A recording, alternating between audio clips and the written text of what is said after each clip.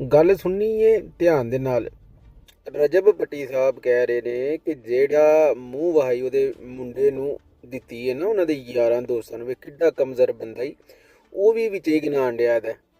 ਹਾਲਾਂਕਿ ਜਿਹੜੀ ਵੀ ਕੋਈ ਮੂੰਹ ਵਹਾਈ ਬੱਚੇ ਨੂੰ ਜਾਂ ਕੋਈ ਪਿਆਰ ਦੇ ਕੇ ਜਾਂਦਾ ਹੈ, ਉਹ ਉਹਦੀ ਮਾਂ ਦਾ ਆਲਰੇਡੀ ਹੱਕ ਹੁੰਦਾ ਹੈ।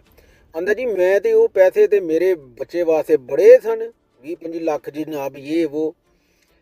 ਤੂੰ ਕੰਪੇਅਰ ਕਰਨਾ ਹਰ ਸ਼ੈ ਨੂੰ ਪੈਸੇ ਦੇ ਨਾਲ, ਠੀਕ ਆ। ਤੂੰ ਇਹ ਸੋਚ, ਤੈਨੂੰ ਤੇਰੀ ਨਸਲ ਦਾ ਵਾਰਸ ਦਿੱਤਾ ਉਹਨੇ, ਹੈ ਤੈਨੂੰ ਤੇਰਾ ਅੱਗੇ ਸ਼ਜਰਾ ਮੁਬਾਰਕ ਉਹਨੇ ਤੋੜਿਆ, ਤੇ ਤੂੰ ਕੀ ਕਰਨਾ ਪਿਆ ਵੇਂ? ਟੀਵੀ ਦੇ ਉੱਤੇ ਬਹਿ ਕੇ ਉਹਨਾਂ ਨੂੰ ਭੰਡਣਾ ਪਿਆ ਹੈ, ਆਪਣੇ ਘਰ ਦੇ ਕਿੱਸੇ ਸੁਣਾਉਣ ਡਿਆ ਪੂਰੀ ਦੁਨੀਆ ਨੂੰ, ਮਤਲਬ ਕਿ ਇੱਕ ਐਸਾ ਸਿਨੈਰੀਓ ਬਣਾਉਣ ਡਿਆ ਦਾਵੇਂ ਜਿਹੜਾ ਤੇਰੇ ਵਾਸਤੇ ਹੀ ਬੁਰਾ ਹੋਏਗਾ। ਇਹ 1980 ਨਹੀਂ ਹੈ, ਇਹ 2026 ਹੈ।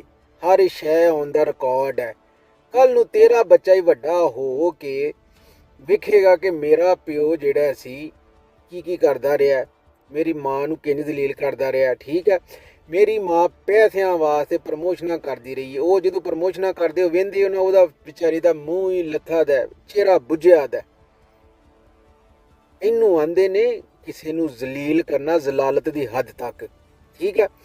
ਇਹਨੇ ਜਿਹੜੀ ਇਹਨੂੰ ਗਿਫਟਿੰਗ ਕਰਦੀ ਹੁੰਦੀ ਸੀ, ਉਹਦੇ ਕੇਕ ਕੱਟ ਕੇ ਤਸਵੀਰਾਂ ਲਾ ਕੇ ਦੀਪੂ ਦੀਪੂ ਇਹ ਤੇ ਉਹ ਕਰਦਾ ਰਿਹਾ, ਠੀਕ ਹੈ। ਤੇ ਜਿਹਨੇ ਇਹਨੂੰ ਵਾਰਸ ਦਿੱਤਾ, ਇਹਦਾ ਸ਼ਜਰਾ ਮੁਬਾਰਕ ਤੋੜਿਆ, ਉਹਨੂੰ ਟੀਵੀਆਂ ਤੇ ਜ਼ਲੀਲੋ ਖੁਆਰ ਕਰਦਾ ਪਿਆ, ਉਹਦੇ ਟੱਬਰ ਨੂੰ ਜ਼ਲੀਲੋ ਖੁਆਰ ਕਰਦਾ ਪਿਆ ਹੈ, ਠੀਕ ਹੈ। ਕਹਿਣ ਡਿਆ ਕਿ ਮੈਂ ਮਤਲਬ ਕਿ ਇਹਦਾ ਰਿਸ਼ਤਾ ਵੀ ਮੈਂ ਮਕਾਨ ਡਿਆ। ਤੂੰ ਰਿਸ਼ਤਾ ਮਕਾਨਾ, ਚੁੱਪ ਕਰਕੇ ਮੁਕਾ ਦੇ।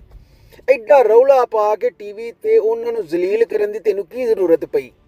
ਬੇਸਿਕਲੀ ਤੇ ਤੂੰ ਵੀ ਤੇ ਇੱਕ ਮਾਂ ਨੂੰ ਜ਼ਲੀਲ ਕਰਨਾ ਪਿਆ। ਉਹ ਵੀ ਮਾਂ ਹੀ ਹੈ ਨਾ, ਇੱਕ ਉਹ ਤੇਰਾ ਹੀ ਪੁੱਤਰ ਹੈ ਨਾ। ਜ਼ਲੀਲ ਤੇ ਤੂੰ ਉਹਨੂੰ ਕਰ ਛੜਿਆ ਹਰ ਪਾਸੇ, ਹੈ। ਯਾਨੀ ਕਿ ਤੂੰ ਵੀਜ਼ੇ ਲਵਾਏ, ਜਿੱਥੇ ਤੂੰ ਜਾਣਾ ਹੁੰਦਾ ਤੇਰਾ ਵੀਜ਼ਾ ਲੱਗ ਜਾਂਦਾ, ਤੇਰੇ ਮਾਪਿਓ ਦਾ ਵੀਜ਼ਾ ਲੱਗ ਜਾਂਦਾ, ਤੇਰੇ ਯਾਰਾਂ ਦਾ ਵੀਜ਼ਾ ਲੱਗ ਜਾਂਦਾ, ਲੇਕਿਨ ਉਹ ਈਮਾਨ ਦਾ ਵੀਜ਼ਾ ਨਹੀਂ ਲੱਗਦਾ। ਚਾਹੇ ਤੂੰ UK ਜਾਏ, ਜਿੱਥੇ ਵੀ ਜਾਏ, ਉਹਨੂੰ ਨਹੀਂ ਨਾਲ ਖੜਿਆ।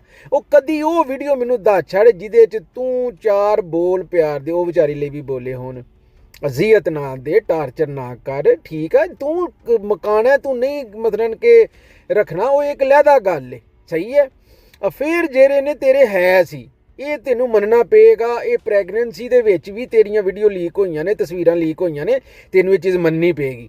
ਤੇਰੀ ਇੱਕ ਉਹ ਵੀ ਵੀਡੀਓ ਮੈਂ ਵੇਖੀ ਜਿਹਦੇ ਵਿੱਚ ਤੂੰ ਕਹਿਣ ਦਿਆਂ ਪਿਆ ਕਿ ਮੈਂ ਤੇ ਡੀਕਣਾ ਪਿਆ ਵਾਂ, ਮੇਰਾ ਨਾਂ